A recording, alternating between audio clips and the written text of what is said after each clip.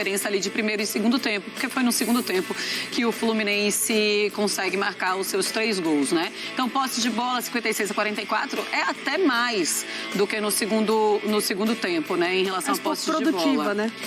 Mas foi muito mais produtivo no segundo tempo. Chutes, 11, o América foi melhor, 3 apenas do Fluminense, 2 no alvo, 1 apenas do Fluminense, grandes chances 3-1, nenhum gol marcado nesse primeiro tempo. Aí no segundo tempo, aí chutes no alvo, 6 do América, não teve nenhum no alvo, e o Fluminense subiu de 3 para 12 chutes no segundo tempo e 7 no alvo. Realmente é muita diferença, né? Grandes chances, 5 para o Fluminense, 1 apenas para o América, e aí os 3 gols marcados do Fluminense. O trabalho do Diniz, ele cresce muito no equilíbrio que ele encontra, que ele não tinha em outros trabalhos defensivos.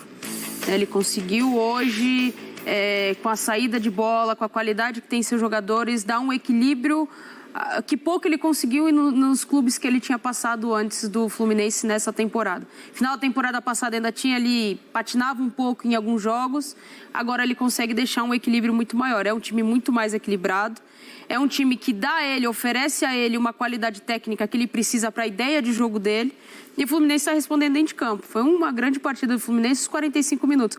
Fazer que nem o Diniz gosta de dividir. Verdade. Primeiro tempo empatou, o segundo tempo ganhou. Então, mas foi um segundo tempo realmente do Fluminense que a gente espera muito para essa temporada. Sim. Quem é o jogador do Fluminense que consegue dar esse equilíbrio que o Diniz não teve em outras equipes? Eu não acho que seja um jogador, né? Eu acho que se eu tiver que citar um jogador que para mim é monstruoso no time do Fluminense do ponto de vista defensivo, é o André. Certo. Eu acho que ele é um volante, mas não é só do ponto de vista defensivo, né? Ele marca muito, ele rouba muitas bolas, mas também tem qualidade. Eu acho o André, assim, um jogador excepcional. Mas eu acho que aí tem um pouco a ver com o amadurecimento também, com a precaução que em alguns casos o time passou a ter e, sobretudo, ao empenho do time todo, né? Então, acho que corre por ele. Exatamente. Tá todo mundo correndo o tempo todo para roubar a bola, onde quer que seja. Quer dizer, você não se defende só lá atrás, você se defende na frente, quando você faz de tudo para roubar a bola do teu adversário, quando o adversário tem a posse de bola. Então, eu acho que isso deu... Fala, Djalma. Não, assim, e não em cima disso que você está falando, Jean, ressaltar também que um dos motivos disso pode ser também a melhor equipe de qualidade técnica que o Diniz trabalhou na sua carreira toda é essa. Porque o seu trabalho, sua filosofia, seu método de jogo é muito pautada em qualidade técnica, em toque de bola. Então, quando você tem esses jogadores com mais qualidade, as coisas ficam mais fáceis. Eu acho que isso é o que acontece, porque esse grupo do Fluminense, tecnicamente, ele é muito qualificado. Pois é, a gente pode citar vários nomes, né? Aí tem o Ganso, que voltou a jogar, né? Desde a temporada passada, mas continua. E foi, por algum momento, um jogador que ninguém sabia mais o que poderia acontecer com a carreira dele. Mas sabe, Djalma, e eu queria que você falasse também, eu acho que o Arias também é esse jogador. Esse jogador que o Diniz sentia falta também em outras equipes. Marcela, assim, eu acho o Arias o melhor jogador do Fluminense. É impressionante, uma equipe que tem Ganso, tem Marcelo, tem o André que joga muito, o Cano artilheiro, enfim, o jogador... Mas o Arias, eu acho que ele é um jogador, assim, acima da média, porque é um jogador de velocidade, de qualidade técnica, bate bem na bola, córner, falta, cruzamentos... Ou seja, é um jogador acima da média do que nós temos hoje aqui no Brasil. Até não é muito falado, mas dentro desse conjunto muito bem organizado do Diniz, que serve o Cano toda hora, acaba que o Cano se destaca mais porque faz muitos gols. Eu acho o Arias um jogador impressionante. Assim, eu acho que todo time aqui no Brasil gostaria de ter um jogador como o Arias. E você vê que é engraçado, né? Porque o Djalma citou vários nomes na sequência e nenhum tem nada a ver com o outro. Do ponto de vista de característica. Então o Ganso é um jogador mais cerebral, um meia mais lento, mas muito técnico. O Arias, que é o jogador agudo de lado de campo, de beirada. O André, de quem a gente já falou. Então o Cano, que é o fazedor de gols, são todos... O Marcelo. E a gente podia citar o Keno, o Nino, né? São jogadores muito importantes. Realmente, assim, é um Diniz que está muito bem servido. Então, mas a questão do bem servido, por isso que eu ressalto, para mim o importante demais do jogo de hoje foi conseguir vencer mudando o time, mudando pelo menos 4 titulares em relação àquela equipe que a gente sabe que é a equipe ideal do Diniz, e depois usando caras que ainda vieram do banco, né? Que não começaram nesse time misto, mas principalmente o Lelê, acho que teve uma participação enorme na vitória do Fluminense, e o Fluminense vai precisar muito disso. Porque o Calçade sempre destacava na temporada passada o quanto o Diniz mudava menos do que os outros, né? O Fluminense é um time que talvez tenha rodado menos e talvez tenha sentido um pouco isso na reta final do Campeonato Brasileiro do ano passado. Então, se encontrar alternativas para poder jogar Libertadores, Copa do Brasil e Brasileiro, ele vai conseguir manter esse mesmo nível, e mantendo o mesmo nível que a gente tem visto do time principal do Fluminense, aí você vai brigar em todas as frentes, realmente. Mas aí, a gente pode falar do Alexander também, né? É muito bom. Não, Até mesmo sério, o Samuel Xavier. O Samuel Xavier. Ou seja, a gente passou por todos. A gente acabou a citar toda a equipe do Fluminense. Não, mas essa questão da qualidade técnica do elenco e de correr pelo Diniz passa muito pela assimilação do trabalho dele. Os jogadores entenderam que isso dá certo, acreditam naquilo que ele propõe. E aí as coisas se tornam muito mais orgânicas, né? O Fluminense hoje é um time mais... É muito bom de ver jogar. É difícil você ver um jogo ruim dessa temporada do Fluminense. Você olhar e falar, aqui o Fluminense foi muito mal. Sim. Não tem um jogo que o Fluminense, pelo menos uma parte do jogo, não tenha tido aquele brilho que a gente espera de um futebol que envolve, que troca, que acelera, desacelera. E é muito característica do Diniz.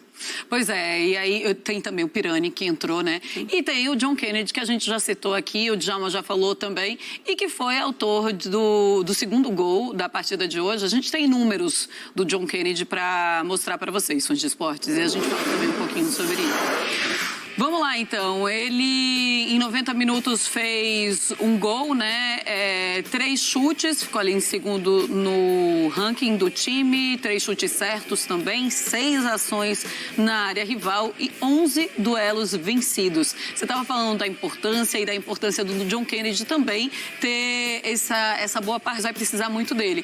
E aí, a gente olhando no ranking do time, a gente já consegue notar a importância dele nessa partida, Jean.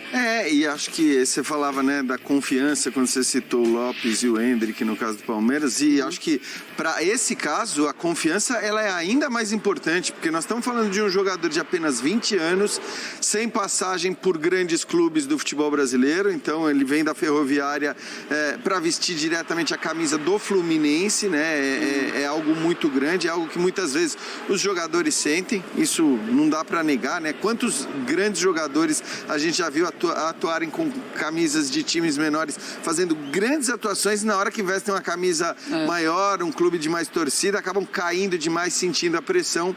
Não é a impressão que a gente tem por essa partida que ele fez hoje.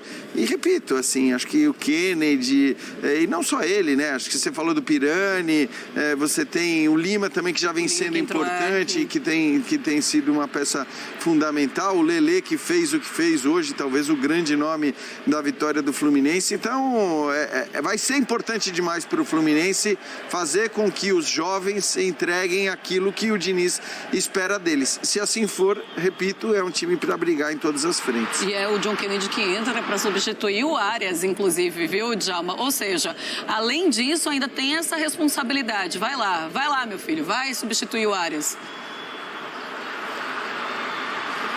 Marcelo, eu acho que o grande achado do Fluminense para esse ano tem sido isso, né? Eu tive a oportunidade de ver o Campeonato Carioca aqui, alguns jogos do Volta Redonda. Esse Lelê é um excelente atacante, assim, o John Kennedy retorna para o Fluminense. Se eu não me engano, ele é da base do Fluminense, ele foi emprestado ao Ferroviária, se eu não me engano. E assim, o que não tinha muito no ano passado. Eu acho que por isso, no ano passado, o Diniz não fazia tanta rotação, porque não tinha tantas opções. Hoje você vê, coloca esse menino muita qualidade para jogar, sofreu o pênalti, fez gol, entrou o Lelê, fez gol. Então, assim, eu acho que o Pirani, ou seja, tem várias opções nesse elenco do Fluminense que, de repente, no ano passado não tinha.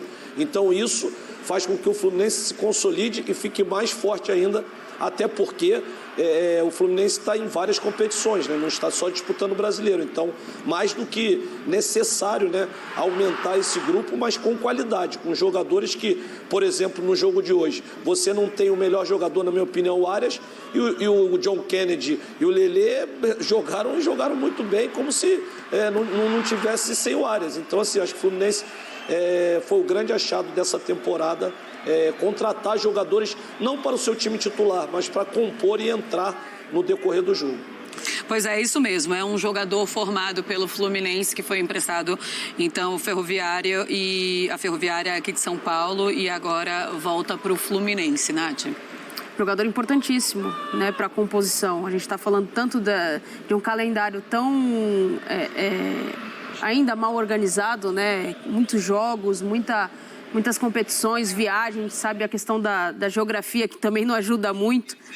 Você vai viajar para Libertadores, volta, tem jogo, você fica pulando, e é importante você ter um elenco como esse. O George, ele traz muito bem essa questão. Eu acho que o principal para a vitória do Fluminense hoje é pensar que ele tem um elenco além dos 11 jogadores, porque a gente sabe que tem muitos times que tem aqueles 11 fechados.